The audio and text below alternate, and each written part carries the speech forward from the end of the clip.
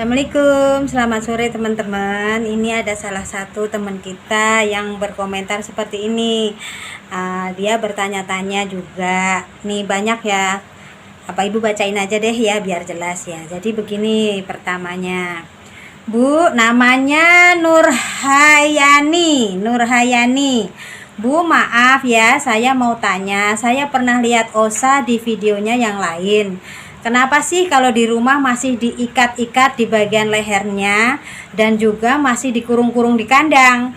Sayang dan sedih saya lihatnya kalau Osa dan Jonjon sudah lama tinggal sama ibu dan sudah jinak. Seharusnya di rumah tidak usah lagi diikat-ikat gitu. Biarkan aja dia lepas bebas bermain di dalam rumah tanpa harus diikat-ikat gitu, apalagi di bagian lehernya. Kan sakit loh Bu kalau Osa lari ke sana ke sini. Kalau tuh monyet bisa ngomong pasti dia minta dilepasin ikatan yang di lehernya itu. Risih banget saya lihatnya. Rasanya kalau saya dekat di situ mau aja saya lepasin ikatannya itu. Tolonglah Bu, dilepas aja ikatannya, nggak usah diikat-ikat gitu. Sayang dia nggak bisa bebas percuma aja ibu pelihara dan disayang kalau monyet Osanya masih diikat-ikat gitu, dikandangin. Sedih saya bebas percuma aja ibu pelihara dan disayang kalau monyet Osanya masih diikat-ikat gitu, dikandangin. Sedih saya lihatnya. Coba deh Bu lihat channel Family Yoyo. Mereka itu pelihara seekor monyet tapi mereka nggak pernah ikat-ikat tuh monyet di dalam rumah, apalagi dikandangin gitu. Yoyo tuh bebas bermain di dalam rumah. Seharusnya begitu. Kalau kita dah pelihara monyet, dah anggap seperti anak sendiri, maunya kita ya gitu juga, jangan diikat-ikat ataupun dikandangin. Kasihanlah dia tempat tidur sendiri, seperti monyet Yoyo itu tidurnya pun sudah sama orang yang sudah merawatnya dia dan penuh kasih sayang mereka merawatnya, baru oke itu namanya. Seperti itu pertanyaan teman-temanan. Nah, sekarang coba ibu mau jawab ya. Dari Neng Nurhayani. Kenapa Osa masih selalu diikat lehernya? Nah, jadi begini teman-teman. Antara beruk, Yoyo itu beruk ya, jenis beruk. Beruk sama ekor panjang seperti Osa ini sama golongannya, dinamakan primata, termasuk golongan primata, tapi jenisnya berbeda. Kalau Yoyo itu jenisnya beruk, kalau Osa ini jenisnya monyet ekor panjang, dan sifat karakternya pun berbeda teman-teman. Jadi Neng Nurhayani ini harus cari-cari tahu dulu bagaimana sih sifat beruk, bagaimana sih sifat monyet ekor panjang, jadi bisa mengerti ya bagaimana. Kalau beruk itu cenderung lebih kalem kayaknya, dan ini lebih petakilan, lebih agresif begitu. Nah, kalau Yoyo itu sudah karakternya lebih cenderung lebih kalem dan dia itu masih tergolong anak-anak. Kalau Osa ini sudah dewasa dan jenisnya monyet ekor panjang tuh lebih agresif, lebih aktif. Maksudnya naik sono, naik sini, lompat sono, lompat sini, seperti begitulah karakter monyet. Nah, ibu juga perlu kasih tahu kenapa kok masih diikat lehernya. Jadi begini teman-teman, walaupun sudah jinak seperti ini, karakter monyet tuh tetap ada, bawaan dari dia itu, dari orang tuanya tetap ada, nggak bisa hilang. Jadi bagaimana ya kalau kita bilang, kalau yang bisa tidak, biarpun namanya tinggal dengan kita manusia, tapi tidak bisa diubah sepenuhnya 100% harus nurut seperti kita, harus seperti kemauan kita, tidak bisa. Karena dia seekor monyet, dari bawaannya dia sudah ada karakter sendiri. Nah, itu pasti ada di dirinya dia, ini tidak bisa hilang. Nah, itu sekarang berhubung si Osa ini tinggal sama ibu. Nah, kan kita tidak tahu memprediksi ini hewan kapan mau, ibaratkan kalau orang nggak dikenal barangkali agresifnya mau keluar atau enggak. Nah, seperti itu contohnya, kan dia kagetan tuh. Nah, kita ibu yang mempunyai dia, yang ibaratkan memelihara dia, ibulah yang harus tanggung jawab, ibulah yang harus mengerti sedia payung sebelum hujan. Jadi begini teman-teman, jadi kalung yang ada di sini ini, tali yang untuk di lehernya ini tidak untuk menyakiti, tidak untuk menyiksa, tidak. Kita cuman untuk mengantisipasi barangkali sewaktu-waktu ini anak seperti tadi yang ibu bilang, karakter aslinya tahu-tahu keluar. Ibu sendiri juga tidak bisa memprediksi, kan dia juga nggak bisa ngomong kecuali mah aku mau marah. Nah baru ibu ngerti, ini kan enggak. Nah itu dia, kita harus antisipasi sebelumnya. Kenapa harus di leher? Kenapa tidak di perut? Nah ini jawabannya. Kalau di leher itu kita lebih mudah mengendalikannya, bukan berarti ditarik ya, enggak. Selama ini juga ibu tidak pernah narik-narik lehernya dia. Ini cuman mengantisipasi barangkali sewaktu-waktu dia berontak, atau seperti tadi yang ibu bilang, tahu-tahu karakter aslinya keluar mau menyerang orang. Barangkali seperti itu tuh mudah dikendalikannya kalau talinya ini ada di leher, dan otot leher ini lebih kuat teman-teman, sudah dipertimbangkan dengan tali yang ada di lehernya ini. Jadi kalungnya ini, coba nak lihat dulu nak, tunjukin ke teman-teman ya nak ya, biar tahu temannya ya. Jadi teman-teman, kalung yang ada di leher ini tidak mengganggu dia, tidak menyakiti dia, dan tidak melukai dia. Tidak, ya, jadi aman-aman saja. Nah itu kalau kalungnya di leher. Kenapa enggak di perut saja kalungnya, kenapa harus di leher? Nah kalau di perut teman-teman, kalau di perut cenderung akan mengganggu ketika dia duduk.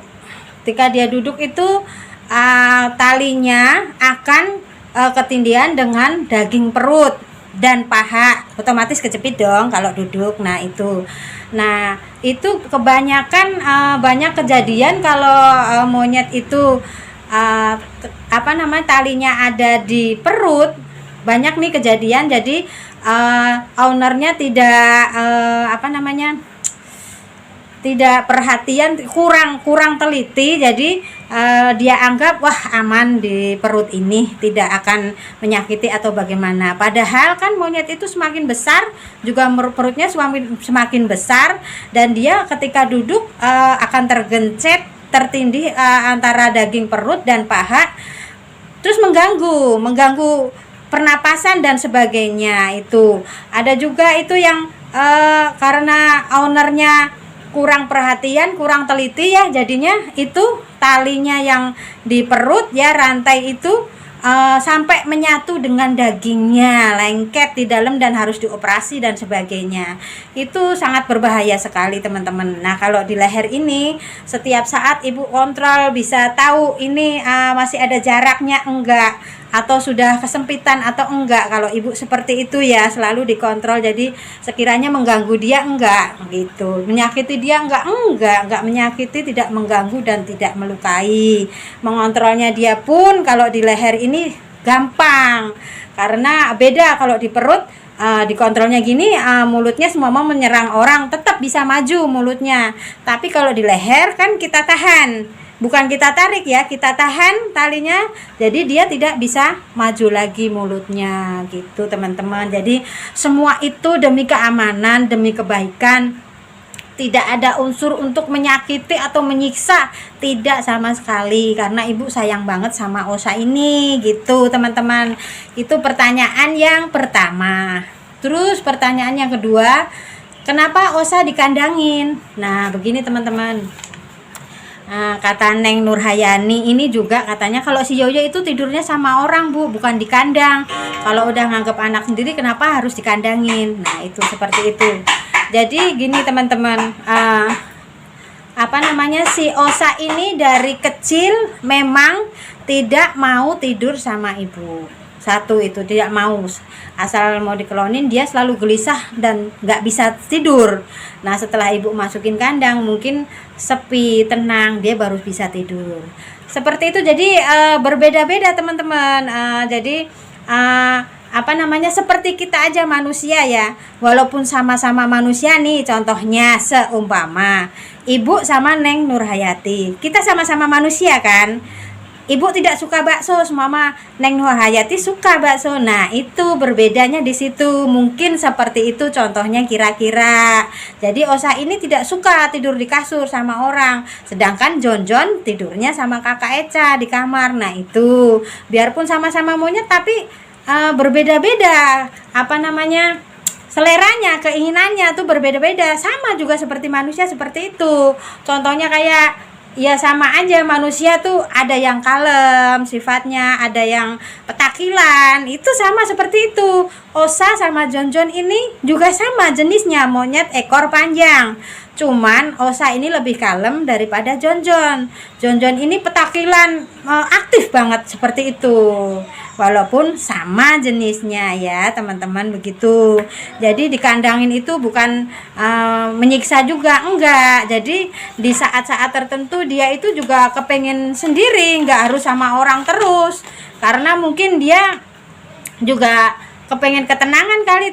Kalau Osa ini mungkin tidur nggak mau sama orang karena mungkin nggak nyaman, mungkin setelah dimasukin kandang baru bisa tidur. Makan pun sampai sekarang dia juga begitu, makan apapun dia itu kalau di luar kandang kurang mau ya, tapi hampir nggak mau sama sekali, hampir nggak mau memang. Tapi kalau sudah di dalam kandang, makanan yang di luar tadi dikasih dia nggak mau, di dalam kandang dia mau makan. Nah, itu mungkin bagi dia lebih nyaman di dalam kandang daripada di luar kandang. Jadi dikandangin itu bukan berarti memaksa dia harus dikandangin gini-gini gitu, harus kenapa nggak dilepasin aja di luar rumah, di dalam rumah. Nah, kan lagi-lagi karakter monyet tidak bisa hilang teman-teman, sudah bawaannya dia mau apa namanya, duduk sayang tuh, seperti itu. Kadang berontak seperti itu walaupun kalem. No ini sayang, loh kok dicopot nih, seperti ini nih, tuh karakternya seperti ini. Kadang berubah tuh, bajunya sudah dicopot. Nah, kadang seperti itu, kita harus mengantisipasi. Makanya walaupun kalem juga namanya karakternya tetap ada ya kan. Nah, itu Osa itu juga sama, gini, karakter monyet nggak bisa hilang kalau dilepasin di dalam rumah. Tidak lari, tidak, cuman dia akan keluar karakternya. No, duduk sayang, duduk sini pangku mama. Karakternya karakternya tetap ada, dia akan lompat-lompat, akan naik-naik. Pernah waktu itu dia dilepasin di dalam rumah, lompat di atas kulkas, dan udah ibu pelan-pelan mau gendong, sayang sini sayang, mama sayang turun, pinter cantik, udah digituin. Tapi namanya lagi-lagi monyet, kita kan nggak bisa marahin dia atau bagaimana. Itu dia turun bersama taplak kulkasnya, dipegang semua, brong, pecah semua yang di atas kulkas, vas bunga dan sebagainya, itu pernak-pernik hiasan itu. Terus kita mau bilang apa? Ya namanya dia monyet, nggak mungkin ibu marah ya kan. Lagi-lagi dia monyet, kita harus mengerti gitu. Terus pecah semua harus dimarahin? Enggak, ibu nggak marah. Memang berarti kan ibu yang harus waspada. Kenapa harus dilepas? Kalau memang harus dilepas, berarti sudah tahu harus resikonya bagaimana. Seperti itu, harus pecah semua kah? Harus TV hancur kah? Itu sudah resiko. Sebelumnya ibu udah ngerti kalau mau dilepasin ya sudah, berarti sudah menerima kalau bakalan rumah seperti kapal pecah, begitu aja. Iya, jadinya ya kita sebagai ibu, sebagai yang punya Osa, yang merawat Osa tuh mengerti banget karakter Osa ini seperti apa. Nah, Neng Nurhayati ini harusnya cari-cari tahu dulu bagaimana sih sifat monyet, bagaimana sifat beruk, bagaimana sifat ekor panjang, tuh perbedaannya di mana. Kalau yang masih kecil bagaimana, kalau udah besar bagaimana. Jadi kalau semakin besar tenaganya juga semakin besar. Jadi kita juga harus mengantisipasinya, harus waspada. Tidak bisa kita terus udah besar, udah jinak terus slow, kita terus santai aja. Ya kalau memang sudah resiko menerima perabotannya mau pecah, ya nggak apa-apa, lepasin aja gitu aja. Kalau ibu mah diikat dipakai tali bukannya juga menyiksa, enggak. Cuman kita mengantisipasi seperti itu tadi biar semua baik-baik aja. Toh ibu juga enggak akan menarik-narik lehernya atau bagaimana menyiksa dia, enggak. Cuman di tali itu ya seperti itu tadi, demi keamanan, demi kebaikan. Begitu ya Neng Nurhayati, supaya paham. Terus oh ya, nggak seperti yoyo itu dilepas begini begitu di rumah. Nah itu baru oke. Nah sekarang perlu di Neng Nurhayati ini, Nurhayani, maaf, bukan Nurhayati, kepleset lagi liga nenek-nenek. Jadi perlu Neng Nurhayani ini mencari-cari tahu info bagaimana sifat beruk, bagaimana sifat monyet ekor panjang. Jadi bisa ngebedain bagaimana beruk yang masih anak-anak seperti yoyo, bagaimana udah beruk aja sudah beda banget ya, lebih kalem daripada monyet ekor panjang. Apalagi yoyo ini masih kecil, dan Osa ini walaupun sama-sama semua mah gedenya sama seperti yoyo ya, dia lebih aktif, lebih petakilan, dan lebih agresif teman-teman. Nah apalagi yoyo itu masih kecil. Coba yoyo udah segede Osa nih, 5 tahun. Kita lihat aja nanti ya seperti apa. Ini sudah termasuknya Osa ini luar biasa. Jadi ibu sudah mengerti selama 5 tahun ini bagaimana Osa sifatnya, bagaimana karakternya, yang memang sifatnya monyet ekor panjang tuh aktif, agresif, dan sebagainya. Dari kecil sampai 5 tahun ini ibu sudah hafal, ibu sudah paham. Jadi mohon untuk Neng Nurhayani ini jangan salah paham ya. Bukannya Osa ini begini begitu kok, kalau disayang kenapa begitu, namanya itu nggak disayang, begitu tuh harusnya cari-cari tahu dulu, info dulu bagaimana kalau monyet ekor panjang, begitu ya. Jadi jangan disamain, walaupun sama-sama primata tapi jenisnya berbeda. Ekor panjang sama beruk tidak bisa disamain. Nah sama-sama manusia aja juga nggak bisa sama ya kan, sifatnya berbeda-beda ya kan. Sama monyet juga seperti itu, sudah dari karakternya beruk sama ekor panjang itu berbeda. Ketambahan kalau ekor panjang itu lebih aktif, lebih agresif, lebih lincah, dan sebagainya. Nah itu ibu sudah paham. Oke, cukup sekian dulu penjelasan dari ibu.